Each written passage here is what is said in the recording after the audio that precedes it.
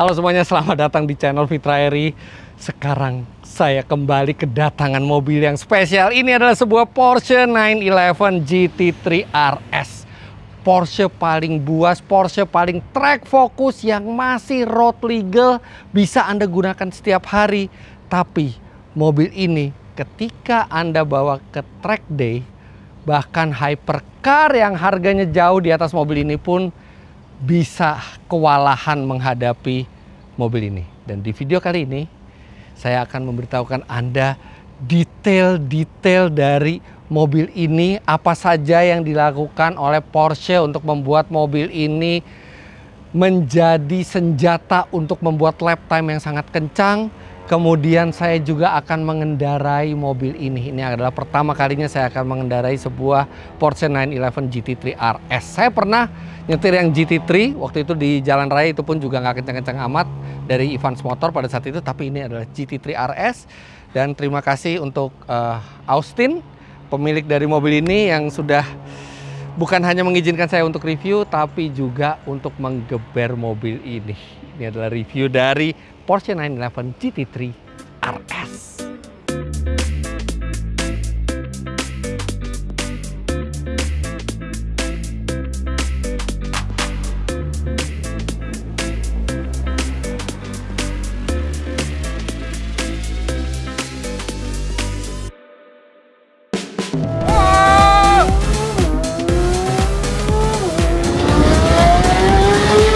Porsche itu selalu terkenal sebagai sports car yang memiliki performa mungkin setara dengan supercar, tapi masih enak untuk dipakai sehari-hari. Itu adalah karakter dari Porsche yang dari dulu dipertahankan hingga sekarang.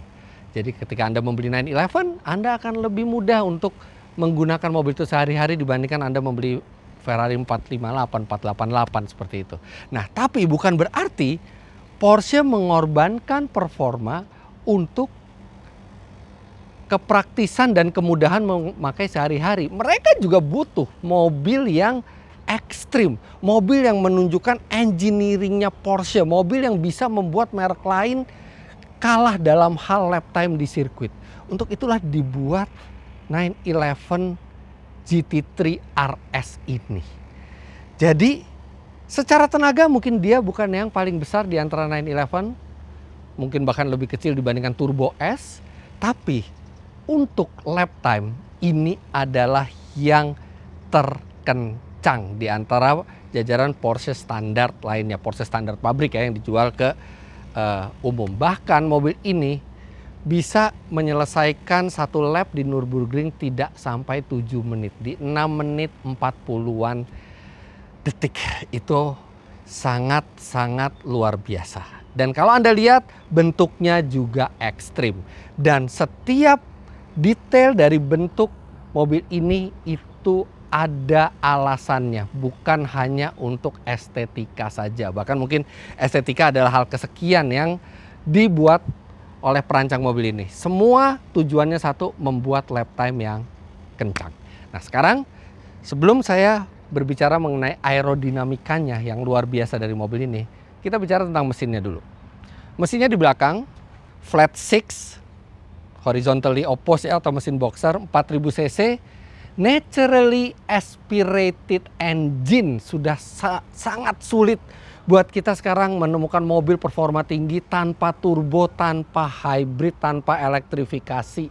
Ini benar-benar masih pure 4000 cc, 6 silinder, tanpa turbo, yang meraung sampai 9000 rpm untuk membuat tenaga 525 HP dan torsi 465 Nm.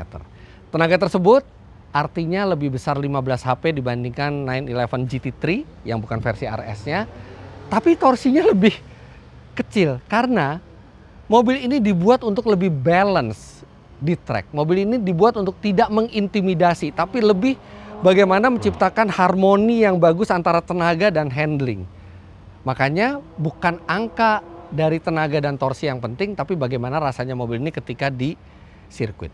0 sampai 100 km per jam, klaimnya adalah 3,2 detik. Dan tenaga serta torsi tersebut disalurkan ke dua roda belakang lewat transmisi dual clutch 7 speed. 911 GT3 RS yang saya review ini kebetulan juga diambil dari Evans Motor dan sudah memiliki satu option yang disebut sebagai Weissach package. Jadi itu paket serat karbon di luar dan di dalam, serta juga ada roll cage-nya di bagian belakang.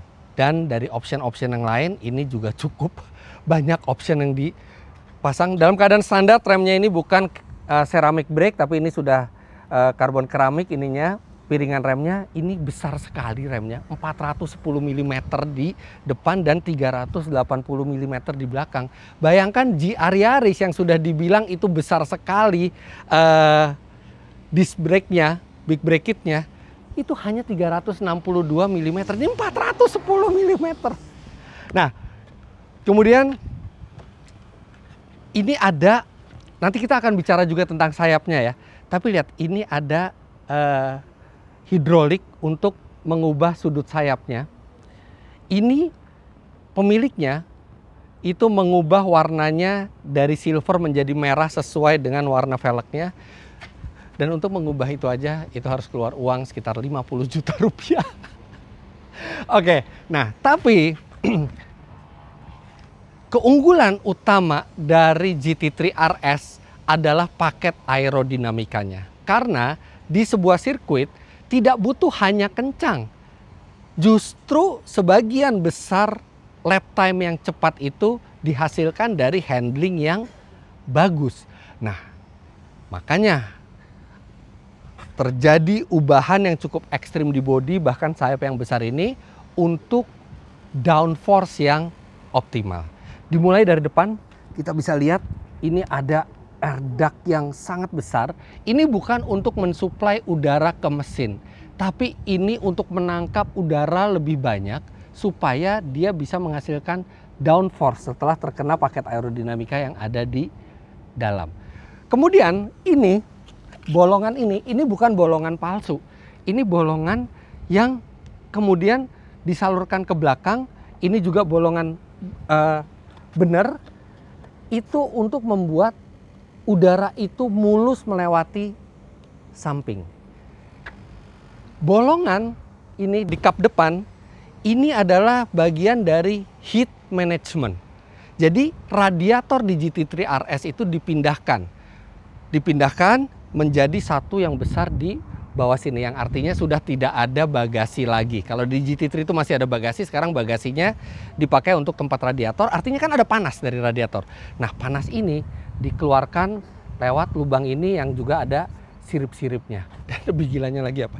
Ini udara akan ke atas, udara panas, dan intake mesin itu ada di belakang situ, bukan di samping ya. Jadi di samping ini bukan intake, beda dengan 911 Turbo S, tapi intake-nya ada di bawah sayap. Nah, untuk menghindari udara panas itu masuk kembali ke mesin, ada dua sirip ini. Ini sirip, mungkin banyak orang mengira untuk kestabilan gitu ya, supaya mobil itu lebih stabil di kecepatan tinggi. Tidak. Jadi dari hasil wind channelnya, udara panas tuh ada yang ke samping, kemudian dia mau masuk lagi ke sini. Nah, ini dihalangi oleh dua sirip kecil itu. Jadi setiap detail itu ada maksudnya. Ini juga untuk mengeluarkan angin yang di spakbor itu. Karena banyak sekali tekanan yang terjadi di bawah spakbornya menurut eksperimen dari Porsche. Kalau tekanan udara tersebut tidak dikeluarkan, itu bisa merusak downforce. Karena mobil jadi akan sedikit terangkat, jadi ini dibuang tekanannya itu ke samping. Dan di bagian ini, saya akan ke depan. Di bagian spakbor belakang, ini ada bolongan yang biasanya cuma ada di 911 Turbo S. Nah, ini biasanya untuk intake ke mesin, tapi beda. GT3 RS intake-nya di belakang, jadi ini benar-benar untuk memuluskan angin dari depan untuk masuk ke belakang. Dan ini Anda bisa lihat nih bagian paling ekstrim, benar-benar coak. Ini tujuannya satu, supaya udara tidak terjebak di bawah spakbor ini supaya udara itu bisa keluar secara smooth, walaupun jadi kelihatannya seperti mobil terpotong, tapi jadi kelihatan seksi, dan ini menjadi signature dari 911 GT3 RS terbaru. Memang ada downside-nya. Downside-nya adalah ini bannya kan sangat lengket ya. Di depan itu dia ukurannya 275, bahkan di belakang itu dia ukurannya 335, 20 mm lebih lebar dibandingkan GT3. Dan ban ini yang digunakan adalah ban yang memang menempel, artinya kerikil pun ikut menempel, dan kerikil itu karena roda itu berputar dia akan terlempar seperti peluru ke belakang. Artinya bodi ini sangat rentan terekspos oleh kerikil. Bahkan di sini juga kalau Anda lihat ada kumpulan kerikil-kerikil di sayapnya ini, makanya mobil ini harus wajib di PPF, dan pemiliknya sudah PPF-kan mobil ini sampai 5 lapis khusus di bagian yang di belakang ban ini untuk mencegah bodi itu tergores. Jadi yang ada di pikiran Porsche adalah bagaimana angin-angin ini bisa dilewatkan semulus mungkin melewati samping dan atas mobil tanpa menambah hambatan dan tanpa membuat mengurangi downforce. Kemudian tadi anginnya seperti saya bilang masuk ke dalam sini sebagian dan juga dikeluarkan lewat bolongan di sini dan di sini. Ini semua bolongan-bolongan yang asli. Nah, ketika sudah smooth pergerakan angin, tinggal memikirkan bagian bawah. Jadi bagian bawah mobil ini cukup flat dan ada diffuser juga di belakang, dan diffuser ini itu tugasnya membuat angin yang melewati bawah mobil itu menjadi lurus, tidak turbulence. Turbulence itu akan menambah daya angkat. Dan dia menambah downforce kira-kira sampai 80 kg hanya dari diffusernya saja. Ketika Anda berkendara di 280-an km per jam, dia menghasilkan 80 kg. Tapi itu baru 10%-nya dari downforce yang dihasilkan oleh sayap dan keseluruhan mobil ini. Karena dengan bantuan sayap yang besar ini, total mobil ini di 280-an km per jam bisa menghasilkan downforce sampai 860 kg. Dan itu artinya 2 kali lipat dari GT3 RS sebelumnya. Yang lebih spesial lagi adalah sayap yang besar ini digerakkan secara hidraulis, dan dia bisa membaca situasi di mana dia harus memakai sudut tertentu. Dan mobil ini punya satu fitur yang digunakan di Formula 1, yaitu DRS, Drag Reduction System. Jadi ketika Anda memberi downforce, itu kan pasti ada hambatan. Tapi ada kalanya Anda pengen top speed saja, pengen di track lurus, itu bisa sayapnya diratakan seperti ini, jadi terbuka, jadi tidak menimbulkan hambatan yang besar. Membuat mobil ini di track lurus juga tetap kencang, tapi di tikungannya luar biasa. Dari hasil tes sejumlah jurnalis di luar, mobil ini bisa menikung sampai 2G. 2G. Rata-rata mobil itu hanya 1G. Beloknya ini bisa 2 kali lipatnya. Dan cara paling proper untuk mengetes mobil ini secara maksimal pasti adalah di sirkuit. Cuman sekarang kita belum di sirkuit nih, sekarang saya berada di distrik otomotif PIK 2, tempat garasi saya. Ini tempat yang enak banget buat Anda yang kalau mau punya bisnis otomotif di sini, karena benar-benar lingkungannya asri dan ada banyak industri otomotif di sini buka gerai. Tapi kita bukan di Mandalika, jadi mungkin nggak bisa mencoba sampai 2G-nya itu. Serat karbon di mana-mana di mobil ini, termasuk juga di atap, bahkan pintu walaupun tidak terlihat ini juga ada serat karbonnya, dan dia cukup enteng.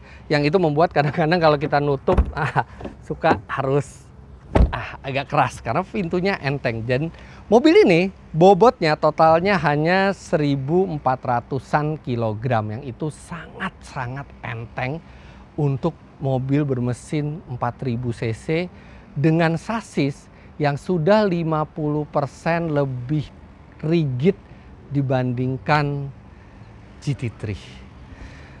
Nah, ini juga ada ininya ya, bannya juga udah satu baut, central lock ya. Jadi kalau kita mau buka kita nggak bisa pakai kunci biasa, ada kunci khusus untuk center locknya ini. Tentu saja kalau kita bicara harga, ini mobil mahal. Di atas 10 miliar rupiah. Tapi memang performanya mungkin dibandingkan yang harga 20 miliar, 30 miliar, di track ini masih bisa bersaing. Semua option di mobil ini mahal. Itu rem, karbon seramik itu tebak harganya berapa? Itu sekitar 800 juta rupiah hanya untuk remnya. Jadi siapa sebenarnya yang bisa memiliki mobil seperti ini?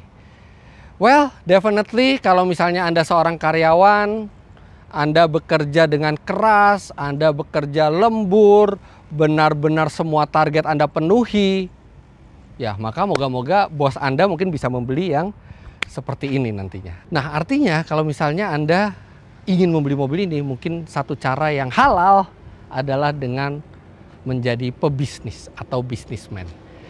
Nah, semua orang memang bisa memulai bisnis, tapi bisnis itu juga memerlukan banyak faktor untuk bisa sukses. Salah satunya adalah efisiensi dari proses bisnis tersebut.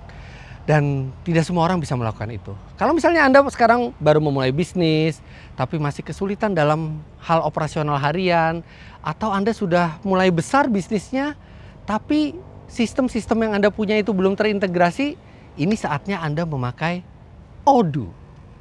Odoo mempunyai lebih dari 70 aplikasi yang saling terintegrasi dari mulai sales, invoice, accounting, inventory, dan manufaktur, serta masih banyak lainnya. Semua aplikasi ini bisa Anda dapatkan dengan biaya langganan hanya 100 ribuan rupiah per bulan. Cocok sekali untuk Anda yang mau menghemat cost bisnis dan menambah income supaya bisa cepat beli mobil impian seperti 911 GT3 RS yang lagi saya review ini.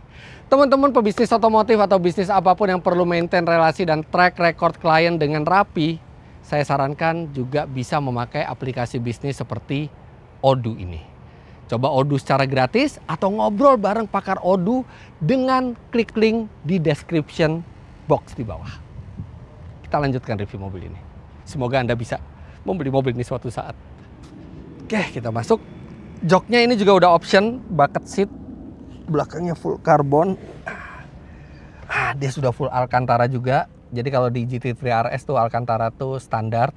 Begitu juga dengan Chrono-nya ini juga standar. Kalau di tipe lain itu optional. Oke, kita akan nyalakan, dan selalu Porsche menyalakannya itu dengan putar. Dan dia selalu di sisi yang berlawanan dengan transmisi. Jadi kalau transmisinya di kiri, muternya di kanan. Kalau kita setir kiri, transmisinya di kanan, muternya di kiri. Itu inspirasi dari Le Mans, balap ketahanan Le Mans. Zaman dulu kan orang harus lari dari luar mobil, kemudian begitu masuk mobil, starter mobil, masukin gigi. Nah, dengan di dua tempat terpisah itu bisa dioperasikan dua tangan. Satu tangan nyetater, satu tangan masukin gigi, jadi dia bisa start lebih cepat.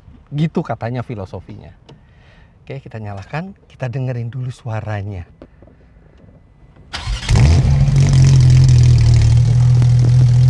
Dan ini kebetulan dia sudah ini ya, sudah diganti knalpotnya oleh pemiliknya, tapi standarnya pun juga udah keras. Kita coba gas. Racy banget suaranya tuh, racy gitu, mobil balap banget gitu suaranya tuh. Nah, kita masukin ke sport dan track, suaranya lebih keras lagi.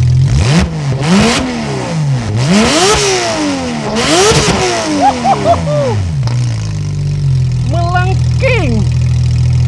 Wow, ini benar-benar bikin merinding suaranya. Lengkingannya itu loh, ini Porsche paling melengking yang pernah saya coba ya. Wajar sampai 9000 rpm dia. Oke, cukup childishnya. Di sini semua pintu serat karbon, dan di sini bukan pintu, hanya tali seperti ini, lihat. Karena mereka nggak mau menambah berat lagi dengan mekanisme pintu biasa. Nggak ada itu keyless entry, nggak ada itu fitur radar gitu ya. Benar-benar cruise control juga cruise control biasa. Nah, ini posisi duduknya semuanya manual di sini. Wow, posisi duduknya enak sekali. Benar-benar posisi duduk supercar ya, semua 911 lah kayak gitu. Kemudian ini ada pedal shift, dan pedal shiftnya ini magnetic actuated ya, jadi menggunakan magnet, dan ini membuat ada tahanan dan satisfying sekali pada saat kita mencet pedal shiftnya nih, berat dan klik klik klik. Kemudian berbeda dengan Porsche normal GT3 RS, dia memakai batang tuas transmisi seperti ini, jadi lebih konvensional, bukan yang model joystick gitu ya. Model joystick kan lebih feminin lah, ini lebih maco. Tapi tombol-tombol fisik juga masih ada di sini, dan kita pakai sarung tangan balap pun kita masih bisa mengoperasikan ini semua karena tombolnya besar-besar. Ada infotainment system, nggak terlalu tertarik juga buat membahasnya karena ini bukan mobil untuk dinikmati entertainment systemnya. Bahkan ini belum di setup juga oleh pemiliknya, masih milih bahasa di sini. Oke. Kemudian ini Weissach package ya, jadi di sini ada tulisan Weissach dan di sini juga ada emblem Weissach. Nah, di RS yang tadi saya bilang itu ada di sini.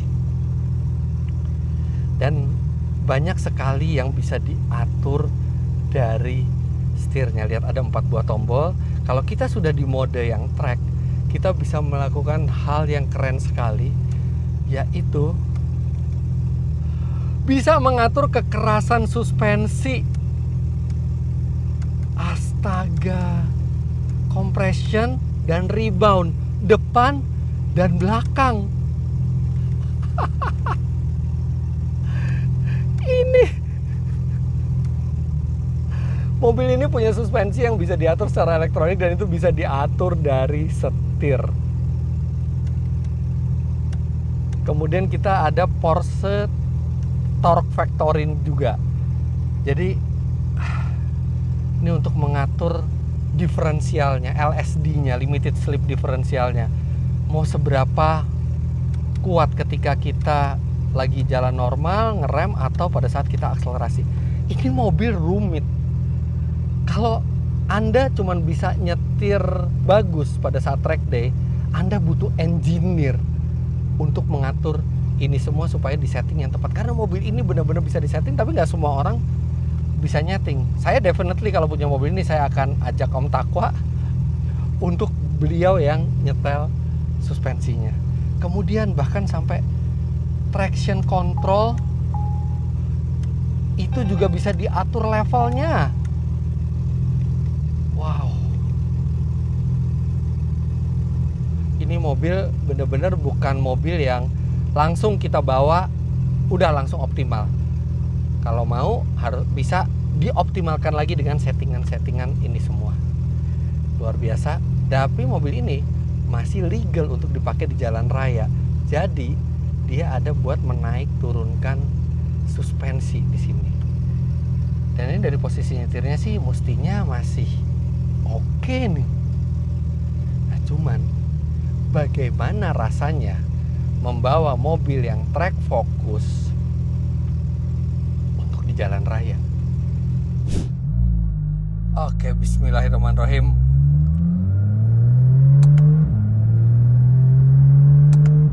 Dari awal mobil ini sudah ngajak ngebut.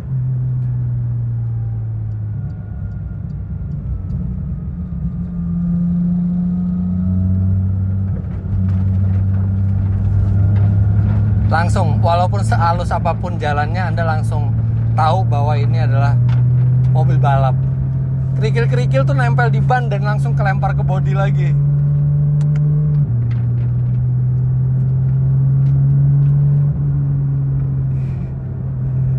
Penasaran gak sih 0-100-nya berapa? Kita coba yuk. Oke, sekarang kita akan coba.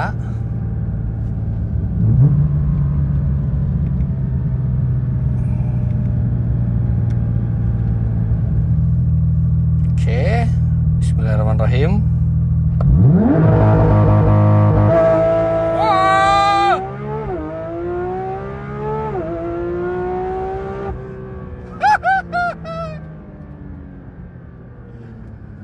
Startnya suaranya kayak mobil balap. Boh, 0 sampai 100 km per jam. Baca nggak? 3,15 detik.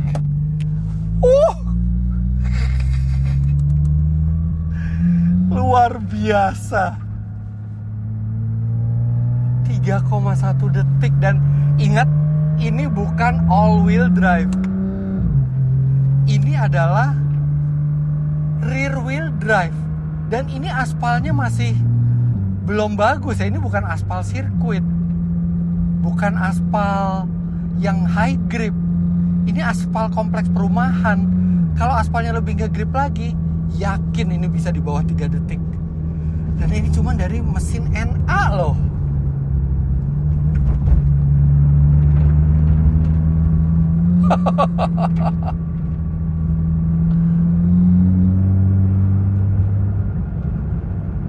Mesin NA, nggak pakai turbo.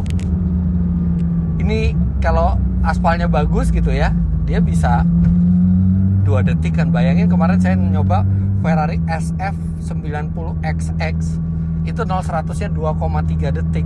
Tapi dia all wheel drive dan 1030 HP. Ini cuman 525 HP. Jadi betapa efisiennya akselerasi dari mobil ini. Nah, sekarang sebelum berakselerasi lagi, sekarang saya mau nyoba kalau mobil ini dipakai buat harian. Kerasa semua getaran dari jalan tuh kerasa, tapi nggak sampai yang menyiksa. Bahkan dibandingin GR-MN Yaris, ini masih lebih nyaman. Nggak kayak batu gitu. Kecuali kita setting suspensinya yang keras ya. Dan ini kan suspensi bisa kita mainin semua nih. Kalau misalnya kita buka suspensi, kalau kita kerasin, wah ini bisa dikerasin semua. Wah, langsung sih berasa keras. Ready to race. Ini apa ya? Dia bukan cuman kayak ada lemnya bannya, seperti lalat yang ada lemnya, tapi juga berasa enteng. Sangat berasa enteng mobil ini. Presisi sekali.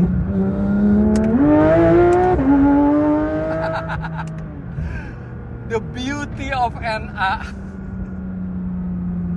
Instan tenaganya. Instan tapi linear gitu ya. Aduh, suaranya merdu sekali.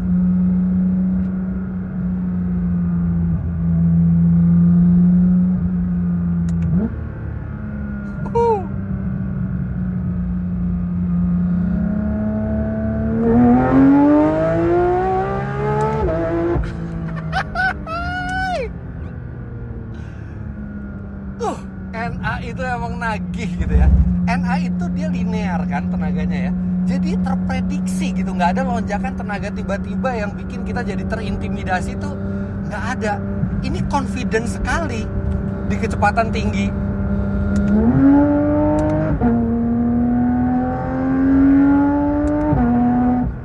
Aduh, suaranya tuh kayak trompet.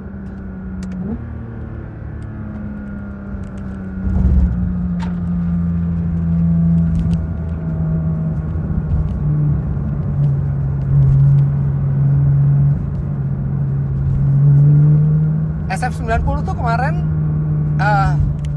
dia nikungnya juga bagus gitu ya. Cuman ada berat yang terasa di situ. Ini kerasa seperti seenteng dulu mobilnya. Kayak nggak ada berat yang harus diajak belok gitu. Gampang banget. Wow. Aduh, ini bukan sirkuit sih. Kalau ini sirkuit, pengen tahu rasanya 2G itu seperti apa. Next time kita sirkuit. Dan ini di settingan suspensi paling keras pun memang keras sih. Sekarang kita lihat, coba ada speed bump. Emang keras, tapi tetap masih oke kok. Tapi paling enak emang settingan yang empuk deh. Nah, kenapa sampai ada 8 penyetingan buat masing-masing penyetingan suspensi? Depan itu ada bound, ada rebound. Belakang itu ada sama compression atau rebound. Dan masing-masing itu ada 8 settingan. itu benar-benar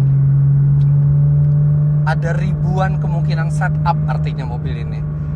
Karena mobil ini diciptakan untuk kencang di semua sirkuit, bukan di sirkuit-sirkuit tertentu saja. Makanya disediakan penyetingan seperti ini, termasuk Porsche torque vectoringnya. Ini juga disesuaikan dengan karakter sirkuit, traction controlnya juga. Jadi bukan hanya kencang di Nürburgring, tapi mestinya bisa kencang di segala track. Asal Anda punya keahlian tuning, ngecun mobil ya, maksudnya ngecun suspensi, atau Anda bawa engineer. Tapi ya kalau misalnya Anda udah punya mobil seperti ini, harga antara 10 sampai 15 miliar, masa sih nggak bisa nge-hire engineer? Jadi Anda tuh bisa benar-benar merasakan keasikan mobil ini gitu loh. Ketika Anda bawa engineer, Anda bisa fokus hanya berkendara.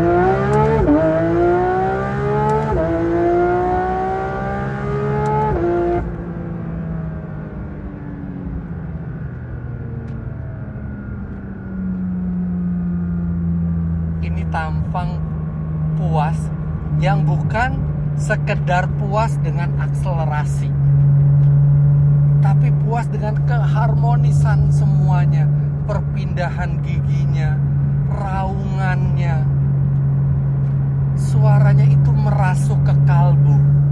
Jadi bukan yang kita terbentak oleh G-force yang sampai mengintimidasi kita, enggak. Indah sekali cara mobil ini melaju. Bukan yang tercepat, tapi salah satu yang paling indah. Tapi walaupun dia hanya 525 HP dengan penyetelan suspensi yang adjustable serta daya menikung yang luar biasa sampai 2J dan bobot seenteng ini, gak heran kalau mobil ini bahkan bisa ngalahin, saya curiga mobil ini mungkin bisa ngalahin SF90 di Mandalika. Nggak tahu kalau yang XX ya, tapi kalau SF90 biasa kayaknya bisa lewat. Karena di SF90 tuh kita masih ada takutnya gitu. Buas itu mobil tenaganya. Ini tuh semua under control, dan itu memang that's the idea of this car, supaya driver itu bisa confidence bikin lap time yang tercepat, bukan drivernya ketakutan. Ini Anda nggak perlu jadi seorang pembalap untuk bisa beradaptasi cepat dengan mobil ini.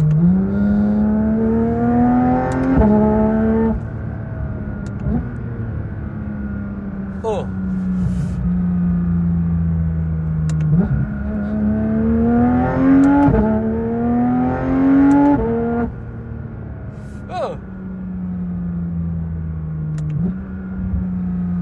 jadi ownernya mobil ini bilang, Austin bilang, option yang ada untuk mobil ini tuh mentok ke kanan, maksudnya benar-benar dipilih semua kecuali satu. Audionya bukan yang terbaik, ini audionya bukan Burmeister, masih yang Bose. Yang Burmeister itu lebih bagus lagi suaranya. Nggak ada yang peduli, nggak peduli Burmeister. Mau sehebat apapun suara Burmeister, masih nggak bisa seindah suara ini.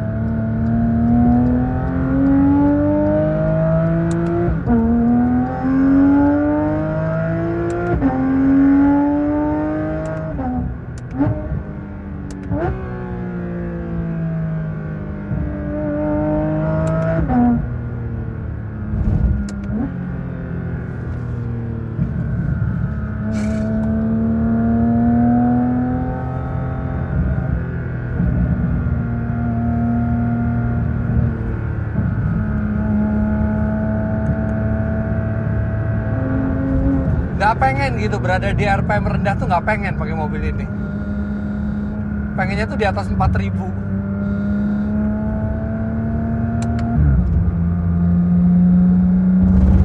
Coba kalau kita pakai mode matic, mode normal ya.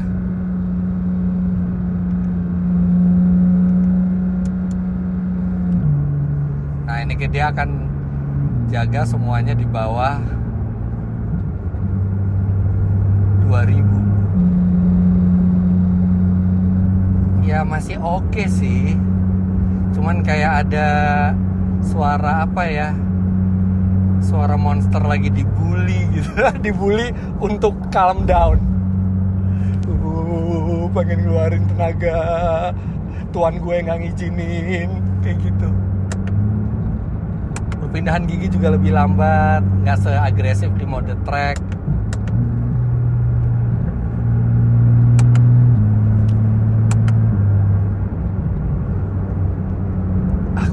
Rasanya berdosa.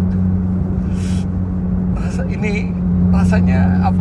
Kalau mungkin saya punya mobil ini sehari-hari saya pakai mode normal gitu ya. Tapi ini kan bukan punya saya cuma dapat kesempatan sebentar. Kayaknya saya menyia-nyiakan sesuatu kalau di mode normal. Track lagi, balik ke track manual.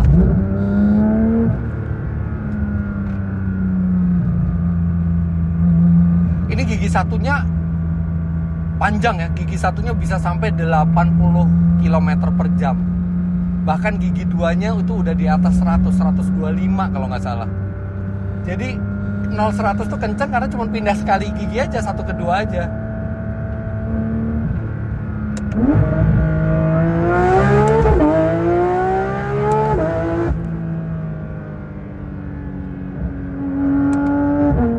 Nah, ada yang unik juga. Jadi kalau kita ngegas setengah atau RPM-nya nggak sampai mentok gitu ya, perpindahan gigi itu tanpa getaran sama sekali. Tapi begitu kita pindah di 9000 seperti ini nih. Nah, itu tuh ada hentakan. Hentakannya tidak seganas Lamborghini Aventador misalnya ya, tapi ada hentakan itu. Jadi hentakan itu memang dibuat pada saat pindah gigi, gas itu tidak diturunkan terlalu banyak supaya tidak banyak tenaga terbuang, dan ketika kopling itu engage lagi, putaran mesin itu lebih tinggi dari seharusnya. Jadi mobil itu ada efek akselerasinya lagi, ada efek hentakannya. Tapi ketika kita di putaran nanggung seperti ini, aduh, nggak ada getaran sama sekali, cuman suara, dan Anda nggak bisa ngerasakan dengan badan Anda bahwa itu terjadi perpindahan gigi. Nggak bisa.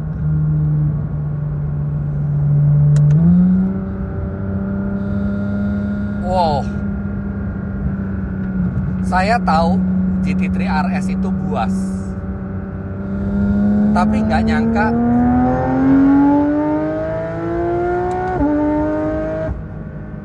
se-confidence ini bawa mobil ini.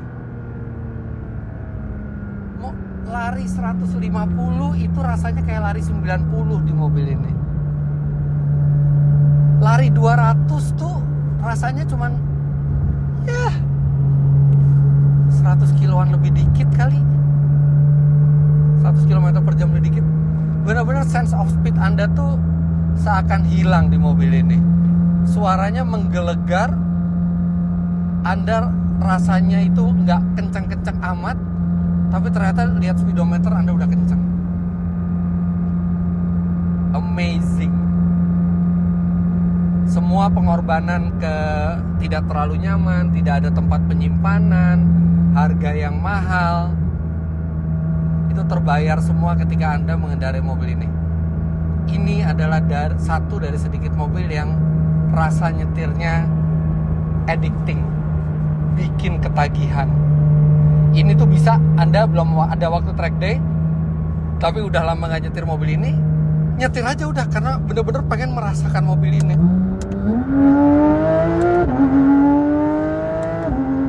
Gak harus gaspol, gak harus ugal-ugalan.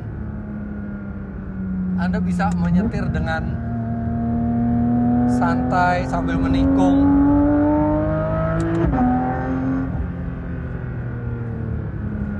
dan merasakan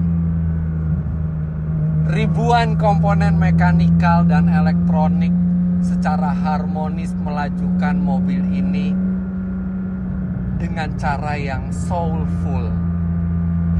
Bukan cuman angka, bukan cuman kencang, bukan cuman 2G beloknya, tapi ada rasa yang masuk. Dan itu nggak didapatkan dari semua mobil kencang.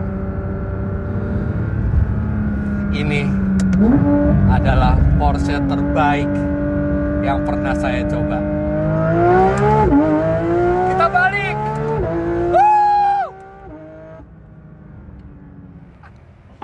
Kalau Anda punya mobil ini, definitely harus Anda bawa ke track day. Atau kalau Anda adalah pengusaha sukses yang ingin membeli mobil dan Anda suka track day, nggak banyak mobil yang bisa lebih mengasyikkan daripada ini.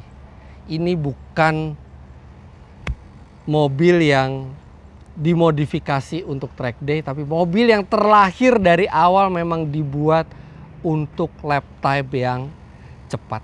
Dan hebatnya mobil ini kalaupun mau pakai sehari-hari, kalaupun Anda pengen menggondrongkan kilometer mobil ini masih bisa. Ini adalah salah satu masterpiece teknologi dari Porsche yang terbaik yang bisa Anda beli saat ini di showroom. Well, terima kasih banyak Om Austin udah mengizinkan saya untuk mereview dan menggeber mobil ini. Mungkin next time kalau bawa mobil ini ke Mandalika kita bisa coba lagi untuk merasakan habitat sesungguhnya dari mobil ini. Tapi untuk sekarang, sekian dulu review kali ini. Jangan lupa Anda klik like bila menyukai video ini, komentar di bawah, dan subscribe ke channel Fitra Eri jika Anda belum. Follow Instagram saya @fitra.eri. Terima kasih banyak Anda sudah menyaksikan. Sampai jumpa di vlog selanjutnya. Bye-bye.